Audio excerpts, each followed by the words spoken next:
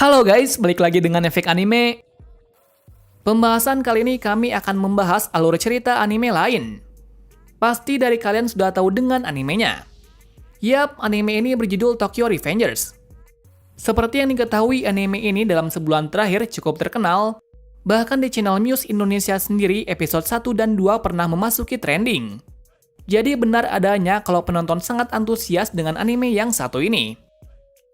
Untuk cerita nanti akan mengisahkan seorang pemuda yang bisa kembali ke masa lalu untuk mengubah masa depan untuk menyelamatkan teman-temannya termasuk pacarnya dari kematian yang berturut. Kami hanya mengingatkan lagi kalau ini hanyalah sebuah pembahasan singkat saja. Jadi jika kalian ingin mengetahui lebih lanjut, kalian bisa menontonnya secara langsung.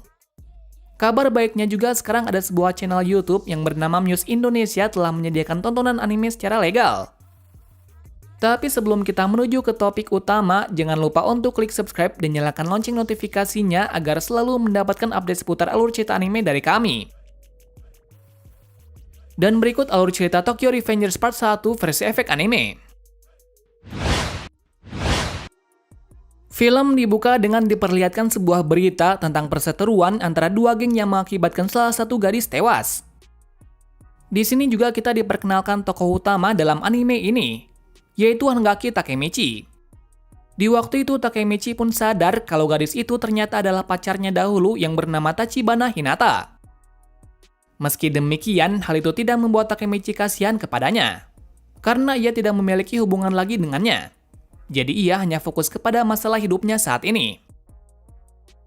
Di suatu hari setelah pulang dari bekerja, tiba-tiba ada seseorang yang mendorongnya sampai jatuh ke peron.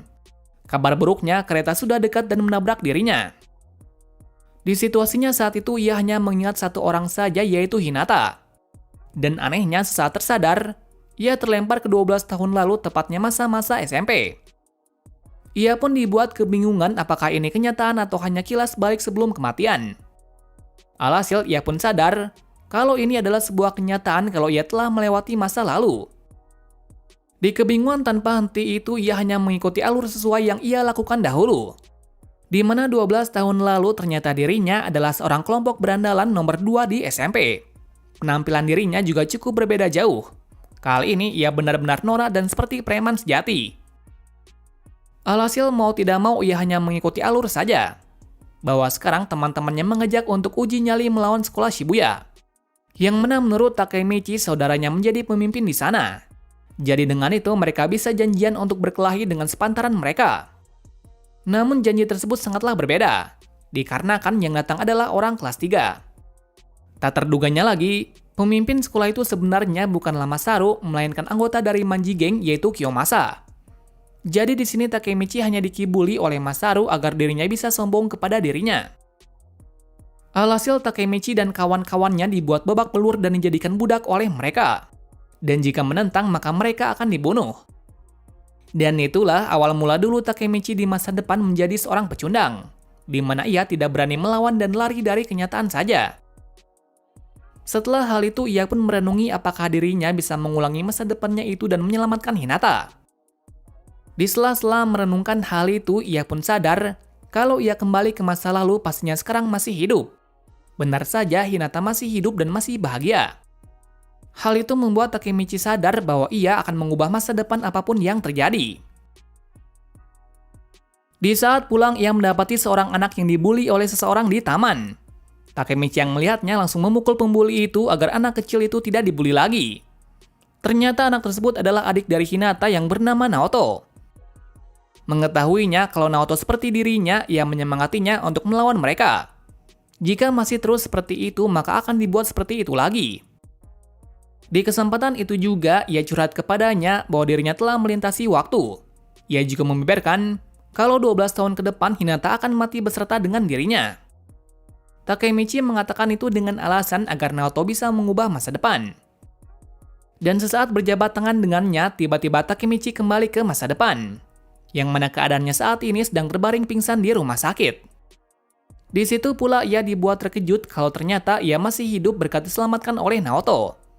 Jadi bisa disimpulkan kalau masa depan bisa diubah. Tetapi di sini Naoto tidak bisa mengubah fakta kalau kakaknya telah mati.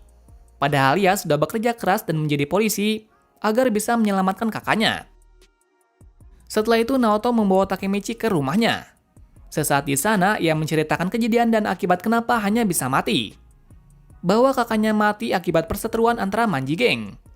Dan itu terjadi ketika pertemuan antara Sano Manjiro dan Kisaki Teta. Dan permintaan dari Naoto adalah ia meminta Takemichi untuk menghentikan pertemuan mereka. Takemichi yang mendengarnya masih kebingungan karena ia tidak tahu cara kembali ke masa lalu. Dengan cerdasnya pula, Naoto berprasangka kalau itu bisa terjadi ketika Takemichi menjabat tangannya. Benar saja, hal itu terjadi kembali bahwa Takemichi telah melintasi waktu. Yang mana kondisinya sekarang ia menjadi budak dan dipaksa oleh Kiyomasa untuk bertarung untuk mendapatkan uang. Seperti yang dikira, Takemichi yang masih kebingungan akhirnya bisa dikalahkan dengan satu serangan saja. Di kesempatan itu, ia meminta Kiyomasa untuk mempertemukan dirinya dengan Sano Manjiro. Tetapi hal itu malah membuat Kiyomasa marah. Alhasil, untuk kesekian kalinya ia dibuat babak belur lagi. Dengan kejadian itu, Takemichi mulai diambang frustasi. Kenapa demikian? Karena ketakutannya dahulu muncul kembali. Bahkan ia juga berniat untuk melarikan diri seperti dulu kala. Namun itu tak terjadi ketika kebimbangannya hilang setelah melihat kebaikan dari Hinata. Dari situ, ia berjanji kepada dirinya sendiri kalau ia akan mengubah masa depan apapun yang terjadi. Besok harinya ada masalah kembali bahwa sekarang giliran dari Takuya yang menjadi budak dari Kiyomasa. Mengetahuinya, semua teman-temannya hanya menyemangatinya saja. Mengingat di setiap pertarungan Takuya selalu terluka cukup banyak. Lalu adegan bersingkat lagi saat pertarungan itu tiba. Tapi pertarungan itu terhenti ketika Takemichi menantang Kiyomasa untuk duel 1 lawan 1. Alasan dari Takemichi adalah untuk menyelamatkan Takuya sambil memberanikan diri untuk mengubah masa lalu. Seperti yang dikira, perkelahian itu berat sebelah, di mana Takemichi selalu dibuat babak belur. Tetapi hal itu tidak membuat Takemichi menyerah, karena ia memiliki sesuatu untuk diselamatkan. Bahkan ia tidak takut dirinya mati jika bisa mengubahnya. Sementara di sisi lain, akun yang kesal melihat Takemichi dibegitukan, ia berniat untuk membunuh Kiyomasa. Tapi itu tak terjadi karena tekad dari Takemichi yang luar biasa. Hal itu juga membuat Kiyomasa marah. Kali ini ia berniat untuk membunuh Takemichi. Akan tetapi pertarungan itu tiba-tiba berhenti ketika 2 orang datang. Tak lain mereka berdua adalah petinggi dari Manji Geng, yaitu Sano Manjiro sebagai ketua dan Reken sebagai wakil ketua. Di sini mereka berdua terlihat mengerikan. Namun yang lebih mengerikan adalah Draken, di mana dengan potongan yang sangar ditambah tato naga di rambutnya membuat kesan preman melekat kepadanya. Sementara untuk Sano Manjiro atau disebut sebagai Maiki terlihat seperti orang lemah dan bertubuh pendek. Kedatangan mereka berdua ke sini adalah untuk menghentikan Kiyomasa agar tidak membuat gengnya tercemar. Namun tak disangkanya juga, Maiki tertarik dengan Takemichi dan menjadikan temannya. Sebelum pergi dari tempat ini diperlihatkan kebengisan dari Maiki, di mana dengan sekejap ia bisa membuat Kiyomasa babak belur dan tidak berdaya. Kejadian itu membuat Takemichi kebingungan. Kenapa orang seperti Maiki tertarik kepadanya? Tetapi hal itu juga membuat keuntungan baginya karena dia bisa dekat dengan Maiki.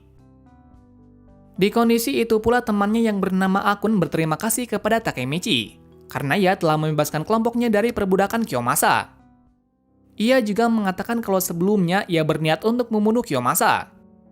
Tetapi itu tak terjadi ketika ia melihat tekad kuat darinya. Cerita berlanjut ke sekolah, yang mana ternyata Hinata juga satu sekolah dengannya. Namun bedanya ia berbeda kelas. Diketahui juga keseharian dari Takemichi di sekolah layaknya berandalan biasa. Di sela-sela pelajaran itu tak terduganya Maiki dan Draken datang untuk menemuinya. Yang mana kedatangan mereka secara tidak biasa lantaran mereka memaksa masuk dan menghajar para anak kelas 3. Hal itu membuat Takemichi terkejut. Tapi ia sudah membiasakan diri karena di masa depan Manji Geng lebih kejam dari itu. Di sela-sela mengajak Takemichi untuk pergi, Hinata yang mengetahuinya pun menghampirinya.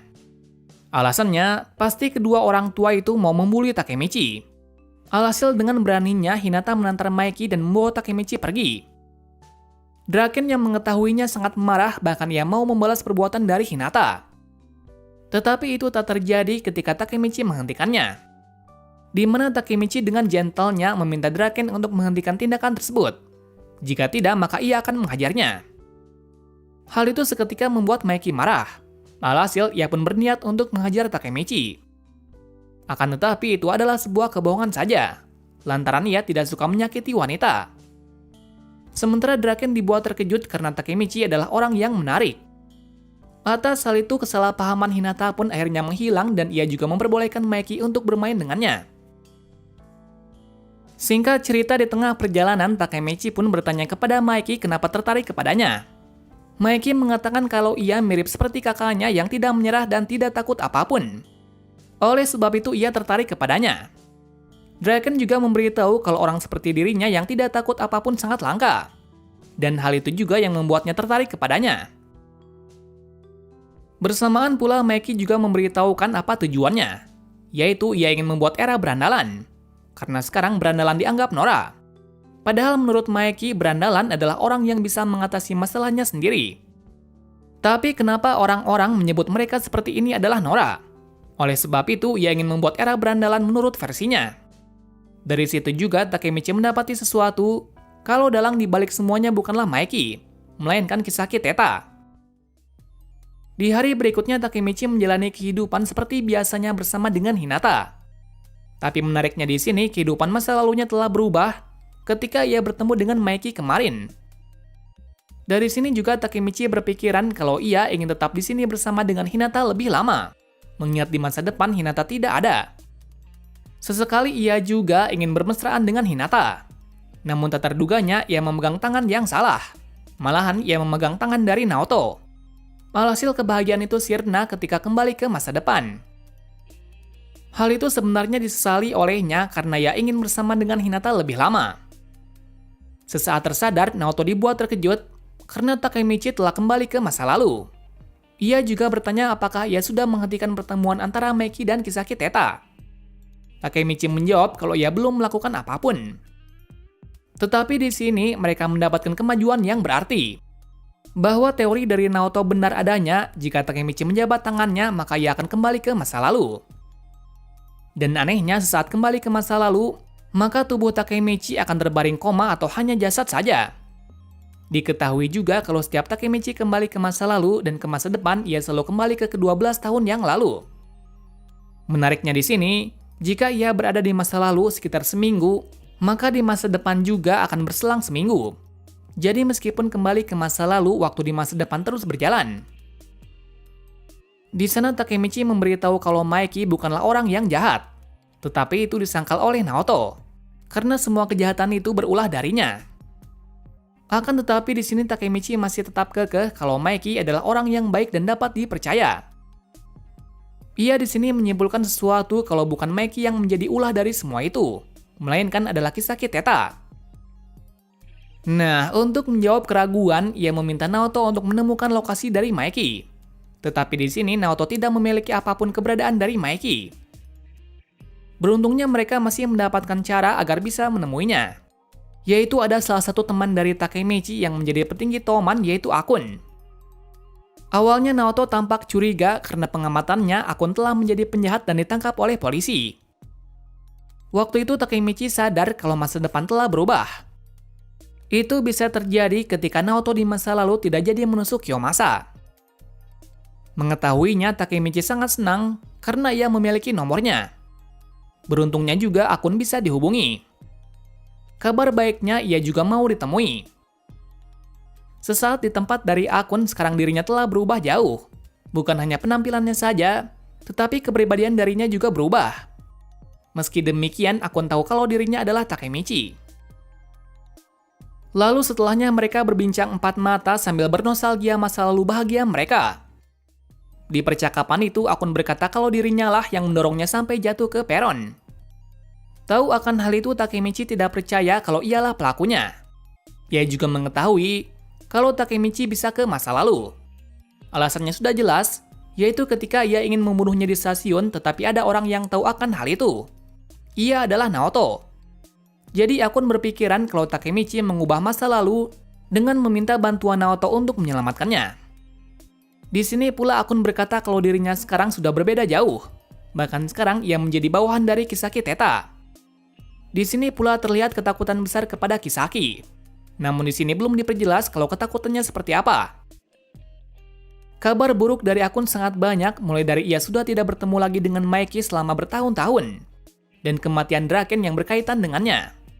Seolah-olah sekarang akun terlihat seperti terpuruk telah mengemban semua beban yang banyak. Bahkan ia berniat untuk mengakhiri hidupnya sekarang, karena ketakutannya dan rasa frustasinya yang semakin menjadi-jadi. Tetapi dengan kedatangan dari Takemichi, ia menjadi lega. Sebelum ia bunuh diri, ia meminta permintaan terakhir kepada Takemichi, yaitu untuk menyelamatkan semuanya dengan mengubah masa lalu.